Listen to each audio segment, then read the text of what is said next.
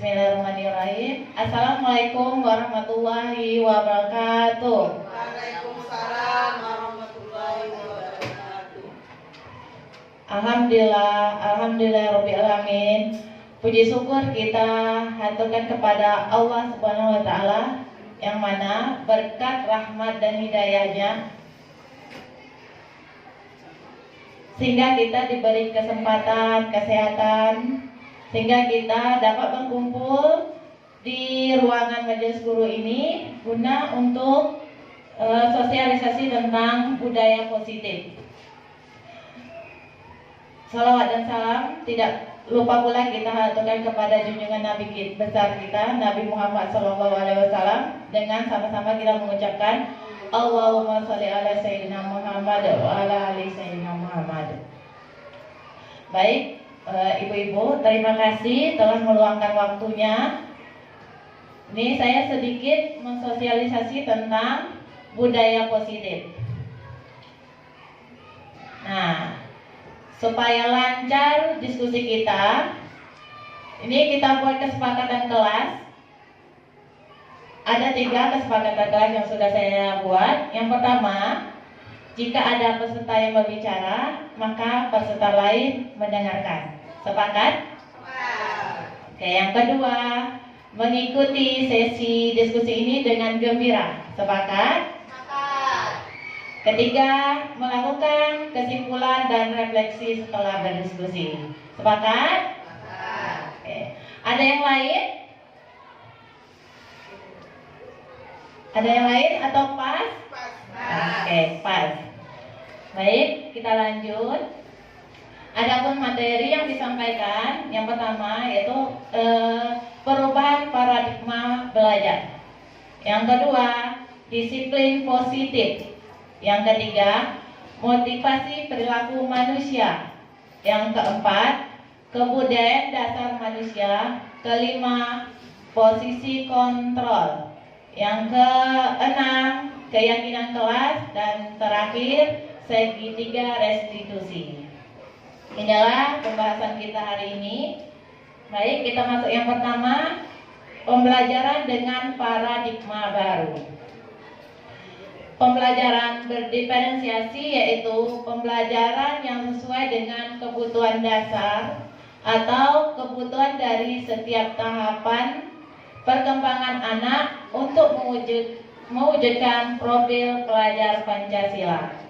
Di mana pembelajaran berdiferensiasi ini yaitu pembelajaran yang sesuai dengan kebutuhan dasar atau kebutuhan dari setiap tahapan perkembangan anak untuk mewujudkan profil pelajar Pancasila, yang mana dimensinya itu yaitu beriman, bertakwa kepada Tuhan Yang Maha Esa dan berakhlak mulia, berkebinekaan global, gotong royong, mandiri, kreatif, dan bernalar kritis.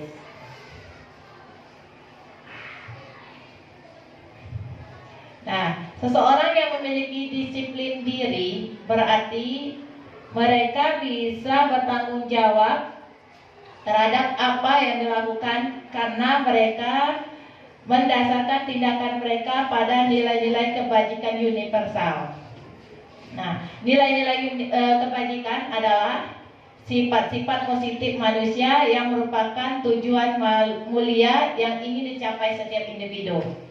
Artinya di sini kalau untuk menerapkan disiplin positif yang kita harapkan tujuannya itu adalah nilai kebajikan apa yang didapat dari perilaku positif tersebut. Nah, nilai kebajikan itu banyak ya, karena nilai kebajikan itu bersifat universal, banyak. Seperti contohnya, nah kalau membuang sampah, nilai kebajikan yang kita dapat dari membuang sampah pada tempatnya, salah satu nilai kebajikannya yang kita dapat itu adalah kebersihan. Iya, kebersihan. Nah, selain kebersihan, ada lagi nilai kebajikan lain. Seperti bisa juga kita timbulkan di sana nilai kebajikannya itu tanggung jawab. Nah, gitu. Karena satu tindakan tidak hanya satu nilai kebajikan yang bisa kita peroleh. bisa berlebih. Itulah karena nilai kebajikan di sini sifatnya universal. Tergantung dari segi mana kita menilainya. Oke?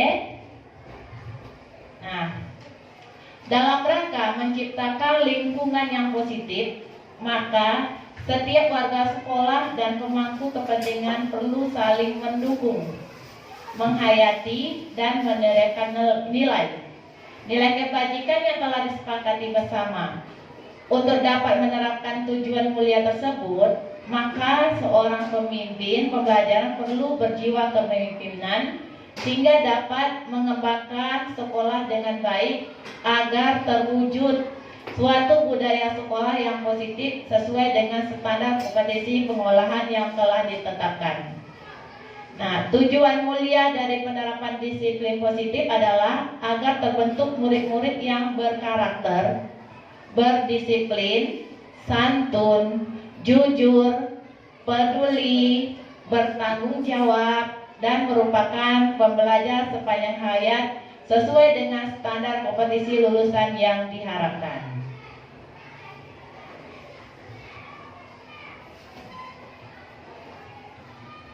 Nah, selanjutnya yaitu teori motivasi, hukuman, penghargaan, dan restitusi.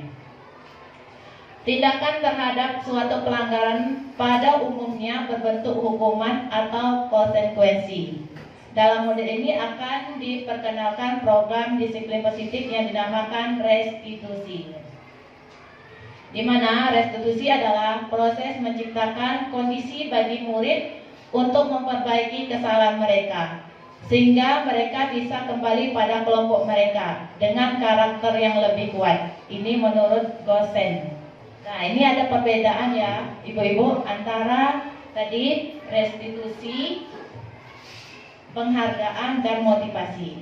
Nah, yang selama ini sebenarnya kita menerapkan hukuman ada, restitusi aja. Hanya saja mungkin kita sedikit kurang memahami apa itu restitusi, apa itu hukuman, dan apa itu konsekuensi. Nah, ini saya jelaskan sedikit ya Bapak Ibu. Untuk hukuman ini sifatnya lebih ke arah negatif ya. Kalau di pelajaran sini ke arah negatif, artinya bisa jadi kita menghukum anak itu tidak sesuai dengan tindakan yang dia buat. Nah, lebih merugi bagi anak itu. Contohnya seperti ini, anak datang terlambat. Nah, anak datang terlambat kita hukum dengan mencuci WC. Nah, itu bukan sebuah konsekuensi, tapi itu sebuah hukuman. Kalau dapat kita hindari hal seperti ini. Nah, kalau konsekuensi, misalnya anak datang terlambat, kita kasih konsekuensinya apa contohnya ya? Konsekuensi memungut sampah, ya memungut sampah. Itu pun ada kadarnya, memungut sampah enggak selamanya memungut sampah. Paling kita bagi dia memungut sampah sekitar 10 sampah atau 20 sampah. Nah, di sini sesuai dengan perbuatannya. Konsekuensi. Berarti ini hal yang kita harapkan, semoga dia sadar akan kesalahan dia. Nah, kita bukan memberi dia jerah, tapi memberi dia kesadaran. Tuh, antara hukuman dan konsekuensi. Oke, lanjut. Motivasi merupakan dorongan yang timbul pada diri. Motivasi perilaku manusia. Nah, motivasi sendiri merupakan dorongan yang timbul pada diri seseorang, baik sadar maupun tidak sadar, untuk melakukan suatu tindakan dengan tujuan tertentu. Contoh, menghindari hukuman dan ketidaknyamanan. Murid melakukan disiplin hanya karena takut dihukum dan merasa tidak nyaman. Jadi, dia membuat tidak mau melanggar aturan hanya karena dia takut dihukum. Itu satu motivasi. Motivasi kedua, mendapat imbalan atau penghargaan dari orang lain. Nah, murid melakukan disiplin diri hanya karena ingin mendapat imbalan atau hadiah. Ini berasal dari faktor ekstrinsik. Nah, kalau ini sifatnya sementara. Karena jarang dia melakukan suatu perbuatan hanya mengharap apa imbalan yang dia dapatkan. Nah, yang ketiga, menghargai nilai-nilai kebajikan dari diri sendiri. Nah, murid melakukan disiplin diri karena sadar akan nilai kebajikan yang ada pada diri, karena menciptakan diri sendiri dan menghargai diri sendiri. Ini faktor dari dalam dirinya sendiri. Nah, ini yang kita harapkan, yaitu menghargai nilai kebajikan dari diri sendiri. Ini yang kita harapkan, dan ini yang agak sulit kita terapkan sebenarnya. Membuat kesadaran anak itu melakukan sesuatu tindakan hanya karena dia merasa sadar itu adalah tanggung jawabnya, itu adalah perbuatannya. Nah, kalau sudah seperti ini, motivasi nomor 3 ini sifatnya lebih lama, tahan lama, karena dia dasarnya dari diri dia yang membuat motivasi gitu. Oke, selanjutnya keyakinan kelas. Nah, nilai-nilai keselamatan atau kesehatan inilah yang kita sebut dengan suatu keyakinan, yaitu nilai-nilai kebajikan universal yang disepakati secara tersirat dan tersurat, lepas dari latar belakang suku, negara, bahasa maupun agama. Ini tadi untuk menerapkan nilai-nilai kebajikan. Nah, seperti tadi aturan kita tuangkan dalam keyakinan kelas. Nih, keyakinan kelas hendaknya kita buat bersama murid. Kita diskusi sama murid. Kita tanya, apa kira-kira peraturan yang ingin dia terapkan? Itu bisa kita diskusikan sama murid. Kemudian kita susun pendapat-pendapatnya, kemudian baru kita munculkan nilai-nilai kebajikan apa yang bisa kita ambil dari peraturan yang sudah kita buat itu. Nah, nanti kita kelompokkan, jadilah dia sebuah keyakinan kelas. Ini dia tadi pembentukan keyakinan kelas. Yang pertama, keyakinan kelas bersifat lebih abstrak daripada peraturan yang lebih rinci dan konkret. Yang kedua, keyakinan kelas merupakan pernyataan-pernyataan universal. Yang ketiga, pernyataan keyakinan kelas senantiasa dibuat dalam bentuk positif. Yang keempat, keyakinan kelas hendaknya tidak terlalu banyak, sehingga mudah diingat dan dipahami oleh semua warga sekelas. Yang kelima, keyakinan kelas sebaiknya sesuatu yang dapat diterapkan di lingkungan tersebut. Selanjutnya, semua warga kelas hendaknya ikut berkontribusi dalam pembuatan keyakinan kelas lewat kegiatan curahan pendapat yang saya sebutkan dari awal tadi. Yang terakhir, bersedia meninjau kembali keyakinan kelas dari waktu ke waktu. Artinya, kalau sudah kita membuat keyakinan kelas, kita tinjau seminggunya berjalan atau enggak, atau ada yang perlu kita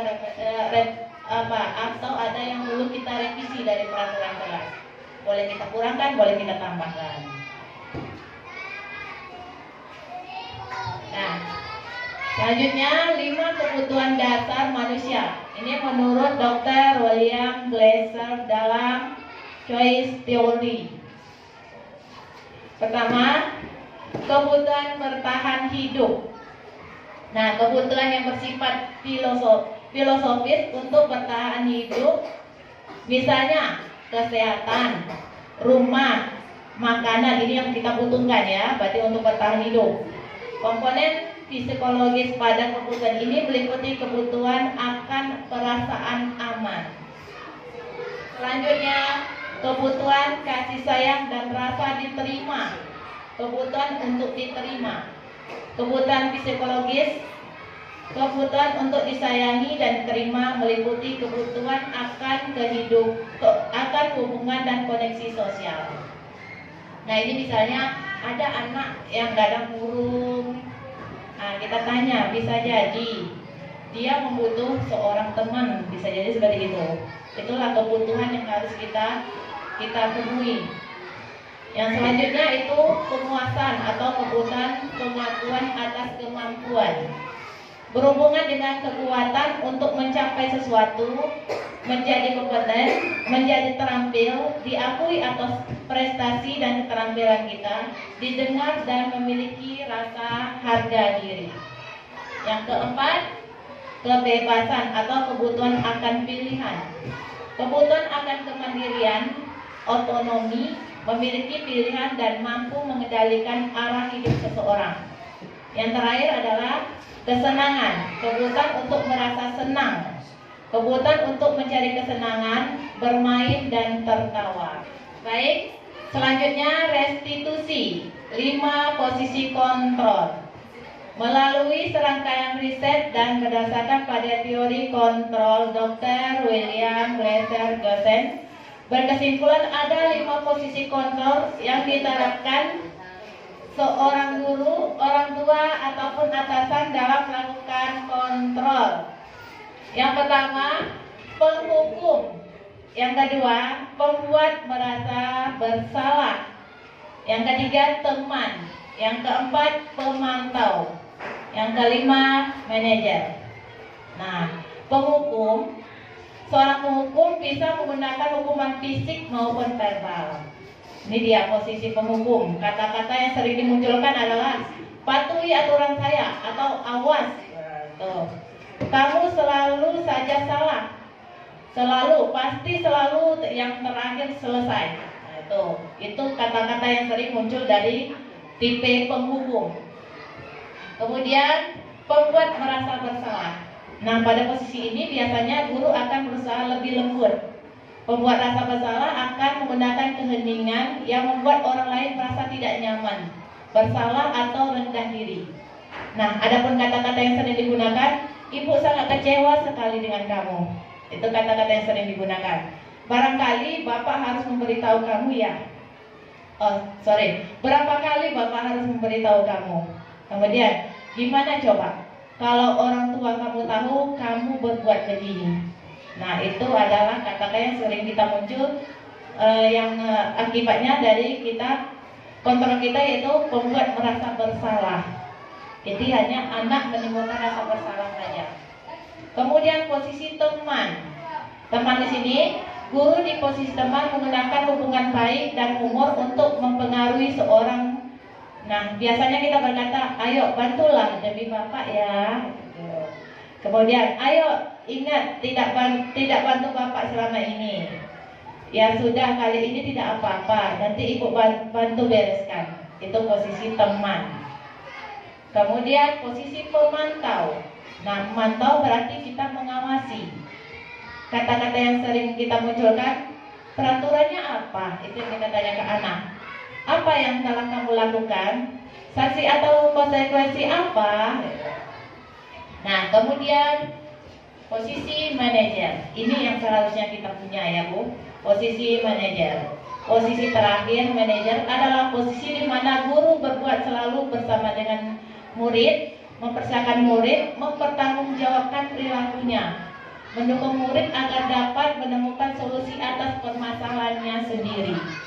Nah, seorang manajer telah memiliki keterampilan di posisi teman maupun pemantau, dan dengan demikian bisa jadi di waktu yang lain kembali kepada posisi tersebut bila diperlukan.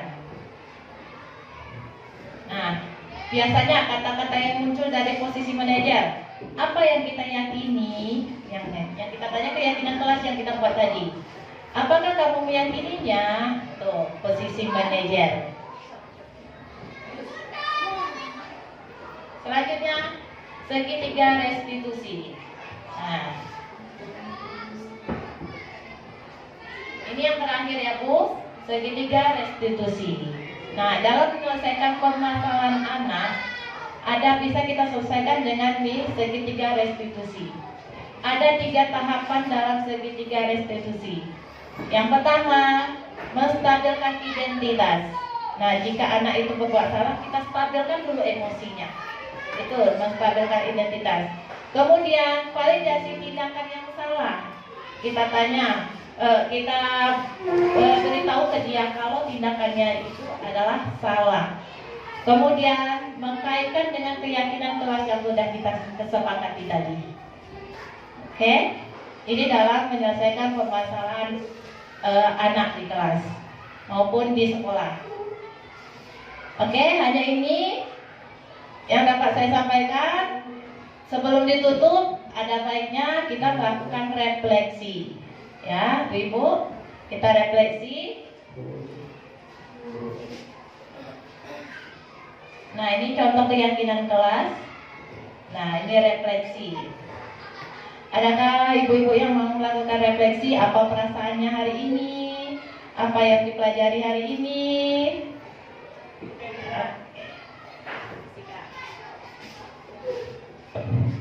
Terima kasih Bunda Nurhalibi.